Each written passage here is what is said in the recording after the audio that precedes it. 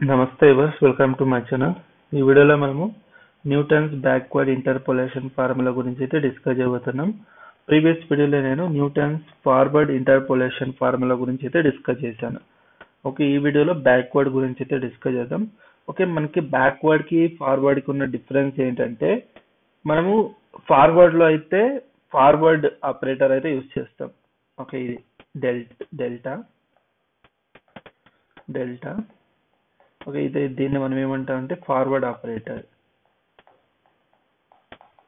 Okay, దీన్ని ఉల్టా రాస్తే ఇది బ్యాక్వర్డ్ ఆపరేటర్ అంటాం.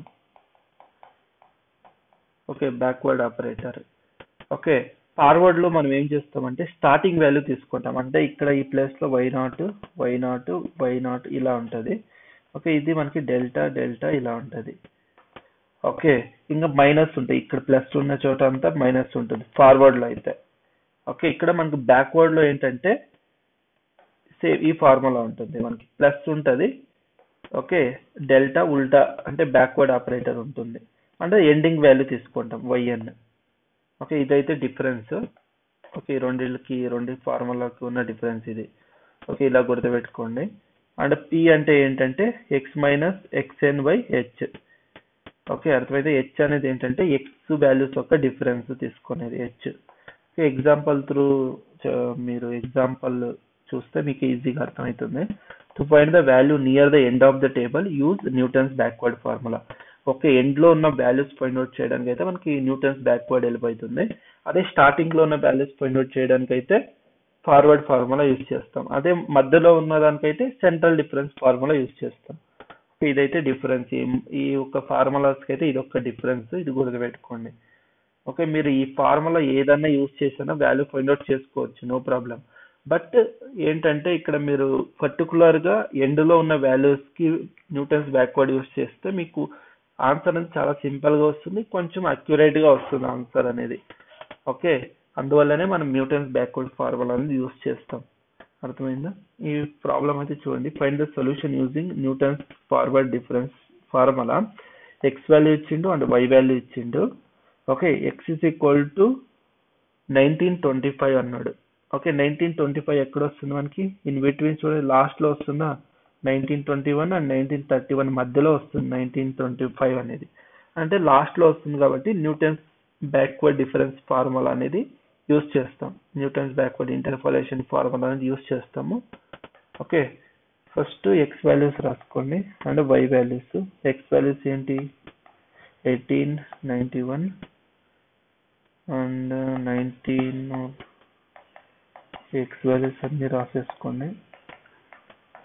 అండ్ వై వాల్యూస్ ఏంటి? 46, 66, 81, 93, 101. అండ్ ఇప్పుడు మనము బ్యాక్వర్డ్ ఆపరేటర్ యూజ్ చేస్తున్నాం. ఈ రెండిట్లో ఒక డిఫరెన్స్ అంటే 66 మైనస్ 46 ఏమొస్తుంది మనకి? 20. అండ్ ఈ రెండిట్లో ఒక డిఫరెన్స్ 81 మైనస్ 66 ఏమొస్తుంది మనకి? 15. ఇలా రాసుకోండి, కన్ఫ్యూజ్ కాకుండా. తర్వాత ఈ రెండిట్లో ఒక డిఫరెన్స్ 93 మైనస్ 81 ఇది ఏమొస్తుంది? 12. తర్వాత ఈ రెండిట్లో ఒక డిఫరెన్స్ 101 మైనస్ 93 ఏమొస్తుంది? 8. ఓకే, ఇదైతే వస్తుంది. తర్వాత backward operator square into why.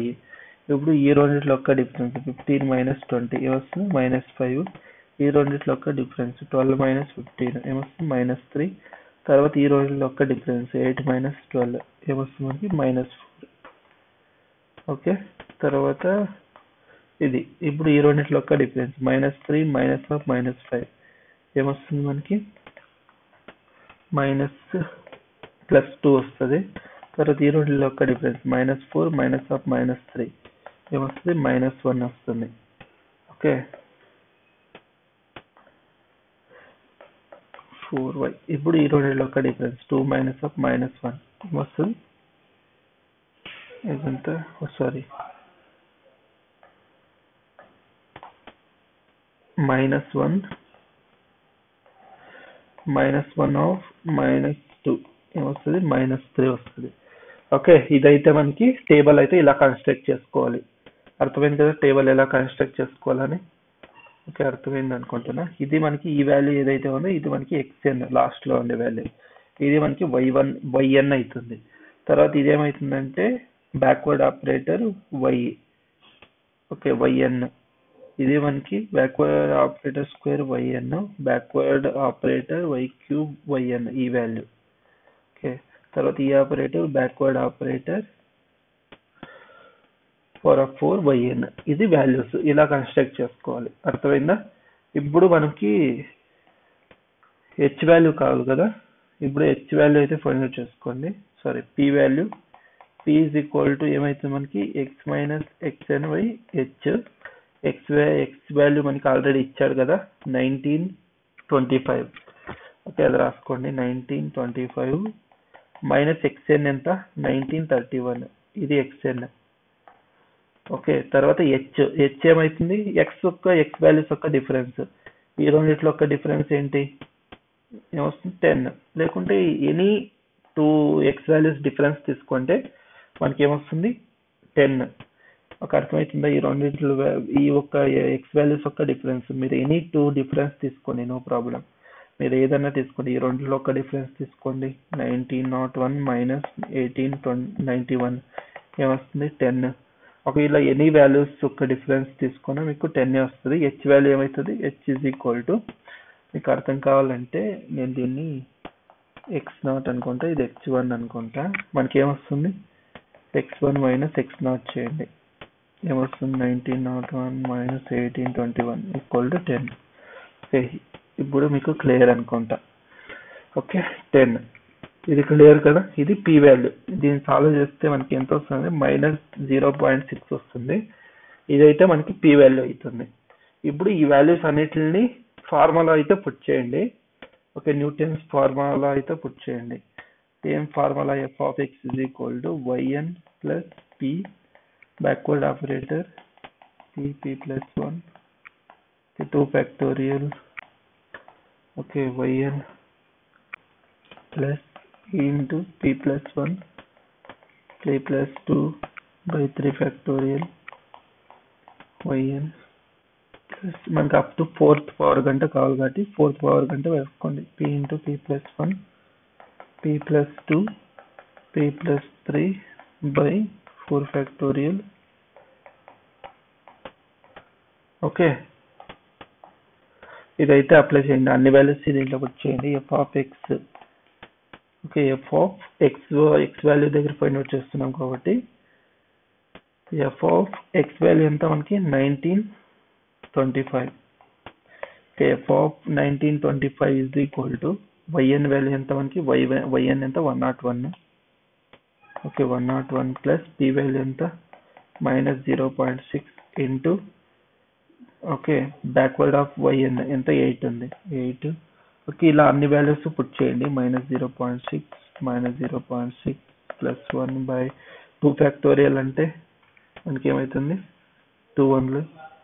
Okay, into -4 plus -0.6 -0.6 plus 1 -0.6 plus 2 by 6 3 factorial అంటే 6 into -1 plus -0.6 into -0.6 plus 1 -0.6 plus 2 -0.6 plus 3 by 4 factorial into 24 into -3.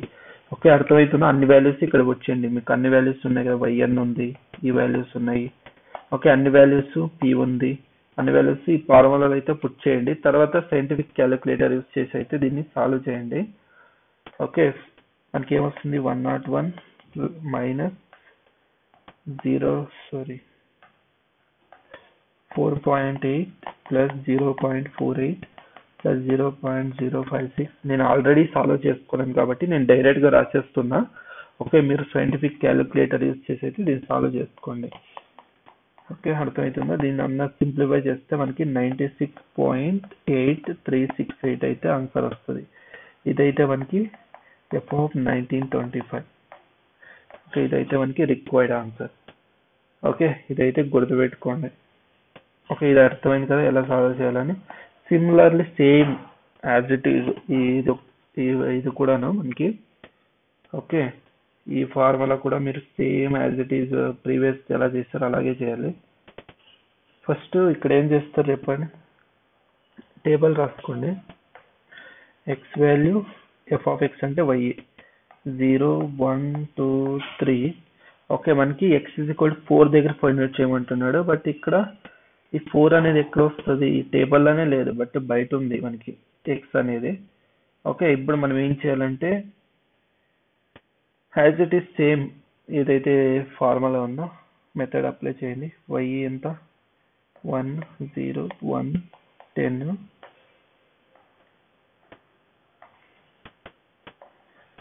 ఇప్పుడు బ్యాక్వర్డ్ ఆపరేటర్ అప్లై చేయండి. ఈ రెండులో ఒక డిఫరెన్స్ 0 -1 -1, ఈ రెండులో ఒక డిఫరెన్స్, ఈ రెండిట్లో ఒక డిఫరెన్స్, తర్వాత ఈ రెండిట్లో ఒక డిఫరెన్స్ 1 -1 ఏమవుతుంది మనకి 2. ఈ రెండిట్లో ఒక డిఫరెన్స్ 9 -1 8. తర్వాత ఈ రెండిట్లో ఒక డిఫరెన్స్ 8 -2 ఎంత 6. ఓకే, ఇంత వచ్చింది కదా. ఇది మనకి ఏమవుతుంది xn, ఇది మనకి yn, ఇది మనకి ఓకే బ్యాక్వర్డ్ స్క్వేర్ yn, ఇది మనకి ఎంత బ్యాక్వర్డ్ క్యూబ్ yn. ఇది వాల్యూస్. ఇప్పుడు ఫార్ములాలో అయితే వచ్చేయండి అన్ని వాల్యూస్. ఇప్పుడు ఫస్ట్ x ఎంత ఇచ్చాడు మనకి, first h value find out చేయండి. h ఏమవుతుంది మనకి x1 - x0. ఇది మనకి x0, ఇది x1, ఓకే ఇది x2, ఇది xn అంటే లాస్ట్ లో ఉన్న వాల్యూ అంతే, ఇంకేమీ లేదు. ఓకే, ఇప్పుడు x1 - x0 ఏమవుతుంది మనకి 1 - 0 ఎంత 1. ఓకే, కావాల్సింటే దీన్ని మీరు xn అని కావాల్సింటే x3 అని కూడా రాసుకోవచ్చు, నో ప్రాబ్లం మీరు. ఓకే, ఇక్కడ y3 అని కూడా రాసుకోవచ్చు మీరు. n దగ్గర 3 పుట్ చేసుకోవచ్చు. n = 3. ఓకే, అర్థమవుతుందా? నేను ఇన్ జనరల్ గా చెప్తున్నా కాబట్టి ఇలా రాస్తున్నా. ఓకే, బట్ మీరు n దగ్గర n = ఇక్కడ n ఇది ఎంత x2, ఇది మనకి ఏమవుతుంది x3 అవుతుంది. ఓకే, n దగ్గర మీరు ఏం చేయొచ్చు 3 పుట్ చేసుకోవచ్చు, నో ప్రాబ్లం. అర్థమవుతుందా? మళ్ళీ కన్ఫ్యూజ్ కాకండి. నేను ఇన్ జనరల్ గా ఉండాలని మీకు ఇన్ జనరల్ గా చేసి అంటే రాసి చూపిస్తున్నాను, అంత ఇంకేమీ లేదు. ఇప్పుడు p వాల్యూ ఏమవుతుంది మనకి x - xny h that is equal to 4. అంటే x = 4 ఇచ్చాడు కదా, x = 4. ఓకే, x దగ్గర 4 xn అంటే 3, h అంటే 1, అంటే ఇది ఎంత వస్తుంది 1. p వాల్యూ 1 వస్తుంది. ఇప్పుడు న్యూటన్స్ బ్యాక్వర్డ్ ఫార్ములా అయితే అప్లై చేయండి. f of x = yn plus p into p plus 1 by 2 factorial p into p plus 1 p plus 2 by 3 factorial. Okay, up to 3 గంట ఉంది కాబట్టి ఇక్కడ గంట రాసుకోండి. తర్వాత మనకి వస్తుంది yn అంటే ఏంటి మనకి 10 ఉంది, 10 ప్లస్ p వాల్యూ 1. ఓకే, ఇది 9 అవుతుంది ప్లస్ p వాల్యూ 1. ఓకే, మనకి ఇది వస్తుంది 1 × 1 + 1 by 2 factorial అంటే 2 × 8 ప్లస్ 1 × 1 + 1 × 1 + 2 by 3 factorial అంటే 6. అంటే ఇది 6 వస్తుంది. ఈ 6 క్యాన్సల్, 2 1 2 4 జా. ఓకే, దీని అంతా రాసుకుంటే ఏమొస్తుంది 10 + 9 + 4 2 8 ప్లస్ 3 2 6. దీని వాల్యూ ఎంత వస్తుంది 33. ఇది మనకి f(4) value. Okay, this is the f(4). x దగ్గర 4 తీసుకున్నాం కదా. ఓకే, ఇది జనరల్ ఫార్ములా. ఇదైతే మనకి రిక్వైర్డ్ ఆన్సర్. f(4) వాల్యూ ఎంత వస్తుంది 33. ఓకే, అర్థమైంది కదా. ఈ ఫార్ములా అయితే ఎలా అప్లై చేయాలని అర్థమైంది కదా. Okay, Newton's backward formula simple ఉంటుంది, ఏమంత డిఫికల్ట్ లేదు ఇది ఫార్ములా. ఓకే, ఫార్వర్డ్ తెలిస్తే మీకు బ్యాక్వర్డ్ కూడా ఈజీగా వచ్చేస్తుంది. ఓకే, ఫార్వర్డ్ లో అయితే మనం స్టార్టింగ్ వాల్యూస్ తీసుకుంటాము. ఓకే, ఫార్ములాలో అయితే అర్థమవుతుందా. బ్యాక్వర్డ్ కాబట్టి లాస్ట్ లో ఉన్న వాల్యూస్ తీసుకుంటాము. అర్థమవుతుందా, ఇంతే డిఫరెన్స్. అదే సెంట్రల్ అయితే ఓకే, మిడిల్ లో ఏదైతే వాల్యూ మనకి ఎక్కడ మిడిల్ లో వాల్యూ కావాలంటే అక్కడ నుండి మనం డిఫరెన్స్ తీసుకుంటాం. ఓకే, నెక్స్ట్ వీడియోలో దాని గురించి కూడా నేను డిస్కస్ చేస్తాను ఎగ్జాంపుల్ త్రూ. మీకు ఈ వీడియో ఇష్టమైతే లైక్ చేయండి, షేర్ చేయండి అండ్ ఛానల్ని అయితే సబ్స్క్రైబ్ చేసుకోండి. అందరికీ ధన్యవాదాలు. జై భువనేశ్వరి.